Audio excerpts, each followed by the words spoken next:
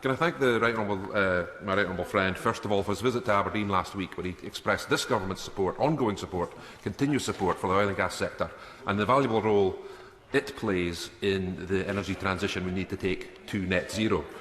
That North Sea transition deal, of course, includes carbon capture and storage. Given the fact that this government has already expended £31 million in the Scottish cluster, will he meet with me to discuss what plans this government has to help the Scottish cluster develop and plan as a reserve, but certainly in the next track of negotiations?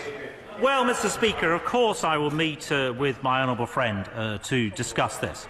And I thank him as well for taking a strong interest in my visit to Aberdeen last week.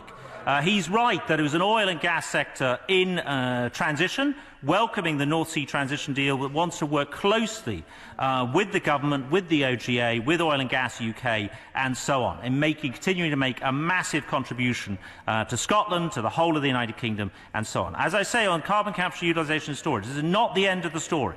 We do need to make a decision and make progress, but as I say, the Acorn is the first reserve, and of course, when you look at the rest of our policy, there is potential to expand our commitment yet further in advance of 2030. When it comes to the Acorn project, the Scottish cluster, to ensure it can continue its development and planning, we will continue that engagement.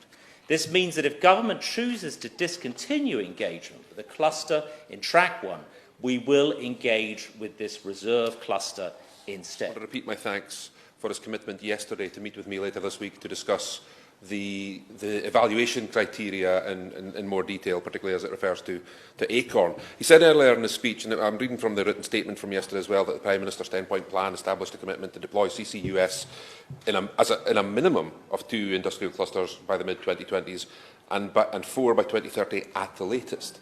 Now, given that the Scottish cluster status as a reserve cluster, one that has met the eligibility criteria and, we're told, have performed well against the evaluation criteria, can my right honourable friend confirm that this status puts the Scottish cluster in a prime position to benefit from any acceleration of the programme that might be considered? We have been absolutely clear that the Acorn Scottish cluster is reserve. We've also got the existing commitment to have 4 clusters by the year 2030.